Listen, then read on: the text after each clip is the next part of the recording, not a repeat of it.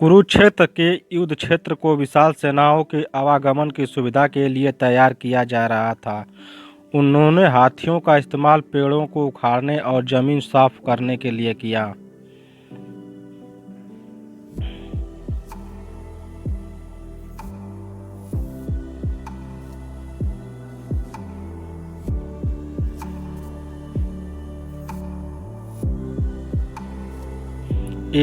ऐसे ही एक पेड़ पर एक गौरैया अपने 4 बच्चों के साथ रहती थी। जब उस पेड़ को उखाड़ा जा रहा था तो उसका घोंसला जमीन पर गिर गया, लेकिन चमत्कारी रूप से उसकी संतानें अनहोनी से बच गई। लेकिन वो अभी बहुत छोटे होने के कारण उड़ने में असमर्थ थे।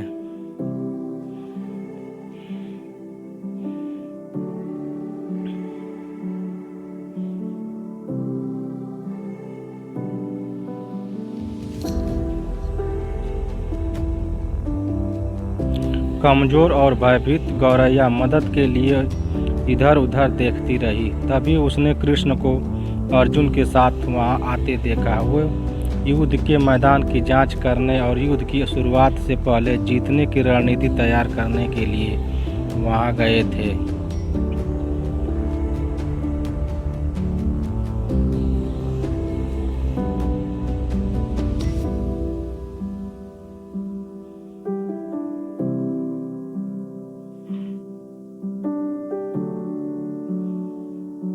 उसने कृष्ण के रथ तक पहुंचने के लिए अपने छोटे पंख फड़फड़ाए और किसी प्रकार श्री कृष्ण के पास पहुंची। हे कृष्ण, कृपया मेरे बच्चों को बचाएं, क्योंकि लड़ाई शुरू होने पर कल उन्हें कुचल दिया जाएगा। सर्वव्यापी भगवान बोले, मैं तुम्हारी बात सुन रहा हूँ, लेकिन मैं प्रकृति के कानून में हस्तक्षेप नहीं कर सकता।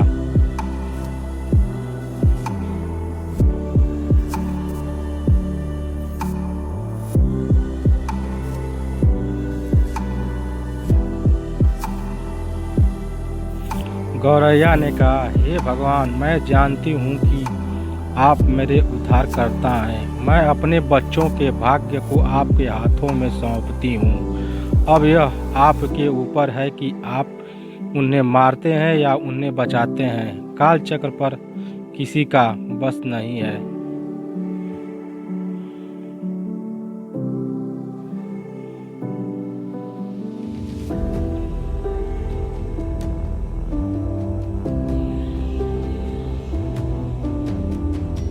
श्री कृष्ण ने एक साधारण व्यक्ति की तरह उससे बात की, जिसका आशय था कि वह ऐसा कुछ भी नहीं था जिसके बारे में वो कुछ भी कर सकते थे। गौरैया ने विश्वास और श्रद्धा के साथ कहा, प्रभु, आप कैसे और क्या करते हैं वो मैं नहीं जान सकती।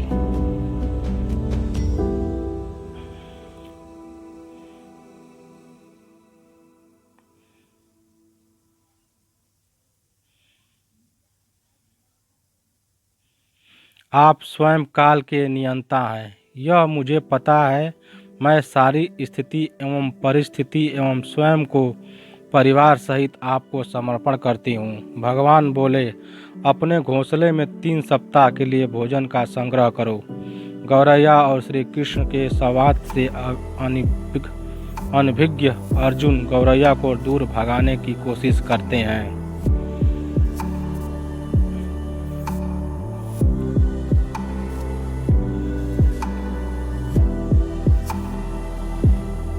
गौरैया ने अपने पंखों को कुछ मिनटों के लिए फुलाया और फिर अपने घोंसले में वापस चली गई। 2 दिन बाद शंख के उद्घोष से युद्ध शुरू की घोषणा की गई। कृष्ण ने अर्जुन से कहा कि अपने धनुष और बाण मुझे दो। अर्जुन चौंका, क्योंकि कृष्ण ने युद्ध में कोई भी हथियार नहीं उठाने की शपथ ली थी। इसके अतिरिक्त अर्जुन का मानना था कि वही सबसे अच्छा धनुर्धर है।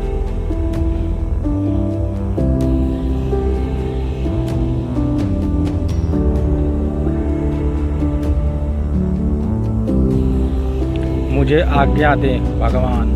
अर्जुन ने दृढ़ विश्वास के साथ कहा, मेरे तीरों के लिए कुछ भी अवैध नहीं है। चुपचाप अर्जुन से धनुष लेकर कृष्ण ने एक हाथी को निशाना बनाया, लेकिन हाथी को मार के नीचे गिराने के बजाय तीर हाथी के गले की घंटी में जा टकराया और एक चिंगारी से उड़ गई।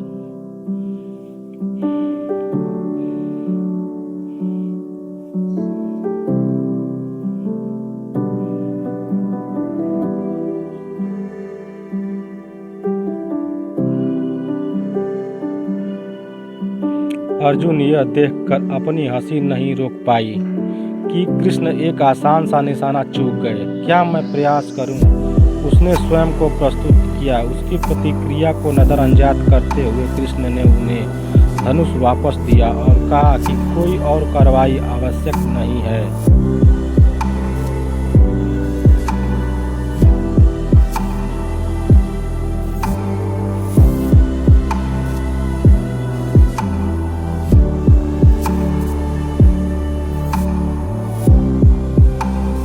लेकिन केशव, आपने हाथी को क्यों तीर मारा?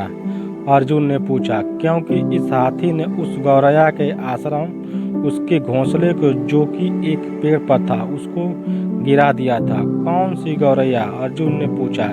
इसके अतिरिक्त हाथी तो अभी स्वस्थ और जीवित है, केवल घंटी ही टूटकर गिरी है।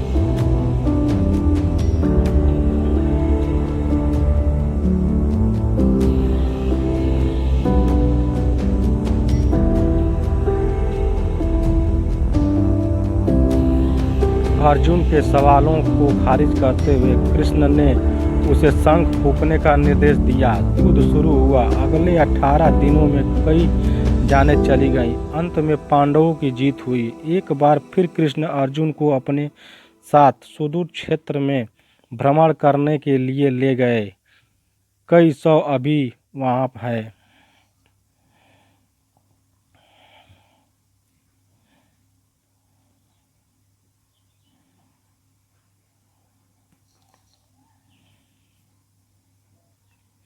जो उनके अंतिम संस्कार का इंतजार कर रहे हैं। जंग का मैदान गंभीर अंगों और सिर बेजान सीढ़ियों और हाथियों से अटा पड़ा था।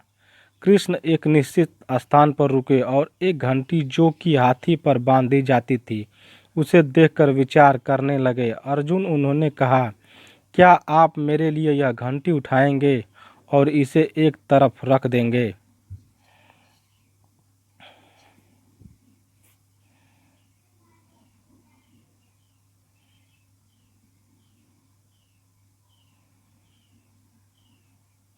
निर्देश बिल्कुल सरल था, परंतु अर्जुन के समझ में नहीं आया।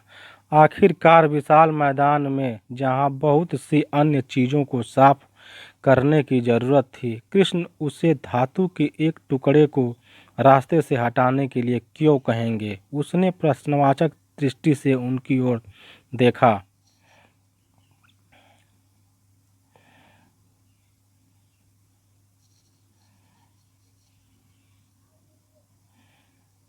हाँ हाँ, यही घंटी है, कृष्ण ने दोहराया। यह वही घंटी है जो हाथी की गर्दन पर पड़ी थी, जिस पर मैंने तीर मारा था।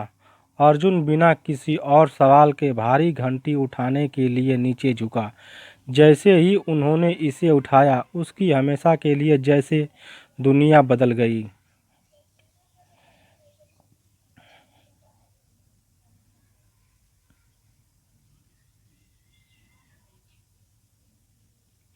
एक, दो, तीन, चार और पांच, चार युवा पक्षियों और उसके बाद एक गौरैया उस घंटी के नीचे से निकले।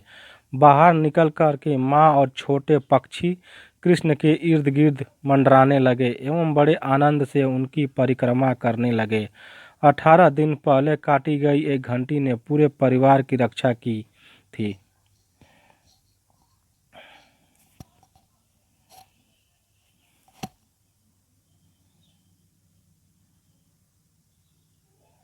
मुझे क्षमा करें हे कृष्ण, अर्जुन ने कहा। आपको मानव शरीर में देखकर और सामान्य पुरुष मनुष्य की तरह व्यवहार करते हुए मैं भूल गया था कि आप वास्तव में कौन हैं।